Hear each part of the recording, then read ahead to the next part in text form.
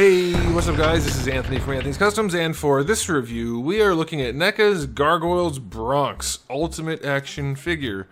Ultimate, I think, is generous for this particular figure, but I get why they did it. All the Gargoyles are ultimate, so no harm, no foul, but this is a fairly basic figure for the Ultimate title. Just want to put that out there. I know a lot of people hang up on that Ultimate title. It's okay, it's not necessarily like gonna have the most stuff every time, apparently. We've seen that a few times now, so I think it's more of like a line titling rather than a description of the actual figure in the box. It doesn't bother me at all that BRONX is sold by himself with some gargoyle wings. That seems reasonable to me. So that's okay. But BRONX is pretty darn cool. They could have easily just made this like a very low POA type thing, but they made it fairly well articulated and it looks freaking good. So let's go ahead and get it off the stand and take a closer look. Alright, now this guy stands, kind of pointless in measuring this, but he stands roughly 4 inches to the top of the spike. In this particular pose, you could adjust it a bunch to change it. And that's going to make it about 11 centimeters. Lengthwise, it's closer to 6 inches, 5.5, something like that. If you want to see a quick size comparison, here he is up against the best Marvel Legends of all time. And so, yeah, you can see the size. I'll do it this way so that there's no parallax. He's got some size to him. There's a lot of plastic going on here. This is a sturdy fella. Feels nice in the hand. Never gonna put those two sentences together again. Alright, so before we get into the rest of the review, let's do a quick question of the day. I'm gonna do 2 questions, so pay attention. First question, which of the main line gargoyles is your favorite? I can't remember what they're called. They're some kind of clan, right?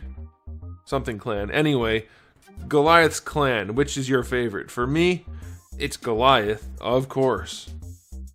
But I also always really liked Hudson.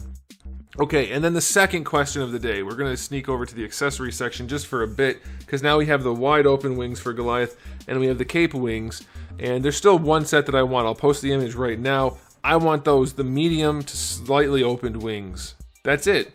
That's the neutral stance I want for him. My question is, which do you like the most? Do you like the cape the most? A lot of people like the cape. I like the cape too in the cartoon. On the figure, it's a little weird. We'll talk about it. Wide open wings, not practical for the figure. Great in the cartoon. To me, the medium set is the way to go. Let me know what you guys think. Okay, let's go ahead and get into it. Let's get into it. All right. Firstly, this guy has lots of shading going on. He's this really nice flat finish, which is lovely. Anytime a figure comes flat when it's not supposed to be shiny, I love it. It looks so much nicer. And then they did a lot of really good shading on this guy. His belly's got the tannish, whitish, grayish color.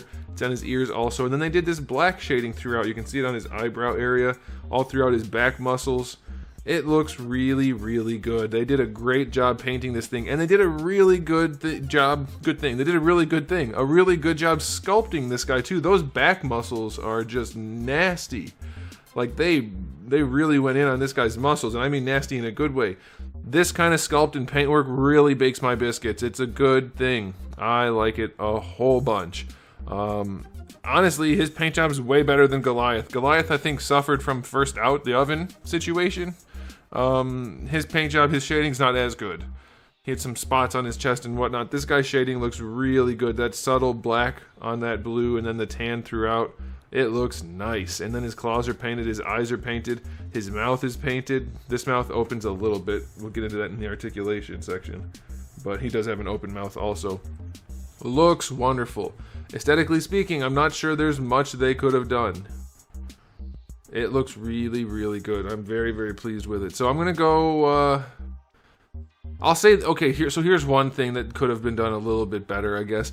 When they shaded the torso, obviously it didn't hit some of the low lights, so it actually looks like directional shading rather than just his skin tone being white. So like you wouldn't want to see the blue in there. You would want to see just the tannish, yellowish, grayish color to fade out into blue, not to have it only on the highlights. So that kind of thing could be a little bit better. So I'll give it a 9 out of 10. It looks good otherwise. I didn't think they were going to put this much effort into BRONX because they didn't really need to, but they did. It looks wonderful. So very, very pleased with that.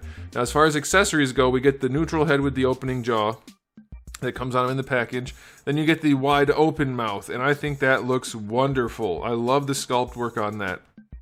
I wish the tongue was a little bit of a more saturated red.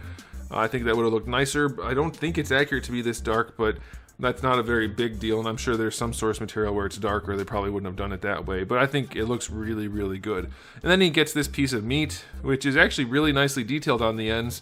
On the middle part, like on the main part, it looks kind of like a tree stump, tree trunk, a log is what the word is, and that's a little strange. But I guess if it looks like meat, if you know what it is, it looks like meat, so that's pretty nicely done. Okay, so the wings for Goliath.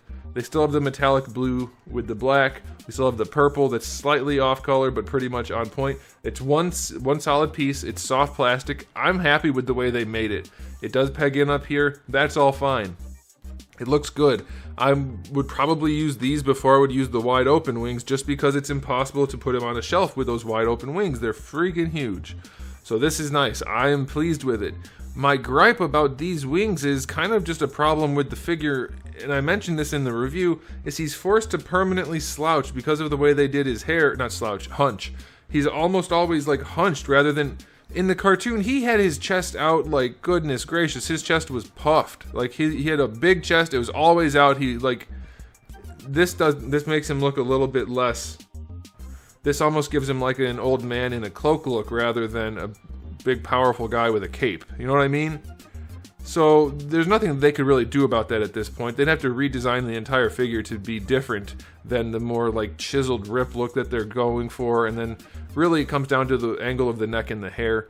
Again, it's not a big deal, but it's something I noticed. This still looks really good, and at the right camera angle, like right there, that looks good. But if you set him on the shelf and he's leaning forward at all, he does get a very like old man in a cloak look. I think that's the best way to describe it. It's still really good though. I still like it. So accessory wise, fairly limited, but we get the Goliath wings, so I'll go 8 out of 10. I mean, for BRONX, there's nothing else really that you need. An alternate head, some meat, and some wings. That sounds good to me. Okay, let's talk about the articulation. We're going to start back here. Does the tail move? It does. It does. I wasn't sure if it did, so I wanted to start there. It does wiggle a little bit. That's cute. It's too bad it's not battery operated and it actually wiggled. His hips... Big old ball pegs in there, so he can get the legs out to the side pretty far. This is all a soft piece, by the way. This is an outer layer on top of a skeleton, so it shouldn't get in the way too much for posability. We'll see. He can bring his leg pretty far back, and going forward, I'm guessing that's going to be fine. And he can bring the leg pretty far forward. I'm telling you, they did way more than they needed to for being BRONX. Like, he's mostly not going to be doing that much. You can bring the leg out to the side really far, too. That's good. Technically, there's a thigh swivel, but you're going to be rotating on that ball, probably. Oh, no, it actually does it. So, yeah, you get a thigh swivel in there. I would have figured the ball socket would just rotate, which I'm sure it does, too, but that's pretty well articulated. We have a swivel hinge back here. It's a little looser than I'd like, but no big deal. It does rotate, and it bends back about 90 degrees. That musculature is very nice, and it straightens out to that far. Then you have the ankle joint right here. So that goes, let's see, about that far forward and that far back. So not the most range, but definitely enough, and that's going to rotate as well. And then lastly, we have the toe hinge, just like Goliath. I was going to say, are these the same feet as Goliath? No, they're not. So they have the hinge that has really nice range, and then you get more rotation out of that as well to adjust. So that's pretty cool. I did not expect them to put that much articulation into BRONX's legs. It felt to me like there was some kind of torso articulation in here. Like, you can even wiggle it some, but I can't actually make it do anything. So I don't know what's going on there. Maybe there's something inside, but you can't make it work, or maybe it's just not there. Hard to say. Shoulders, like, they basically did this as if it was an action figure standing up like this. So these are the hips, these are the shoulders. These work like a traditional ball hinge mostly. Technically it's a swivel hinge all the way out to the side. You get your rotation, no problem at all. You get your bicep swivel, but it's really a forearm swivel because the elbow is up here. So let's see how that joint works. Pretty good range. It's not bad. I think that works okay. And then it straightens out, how far?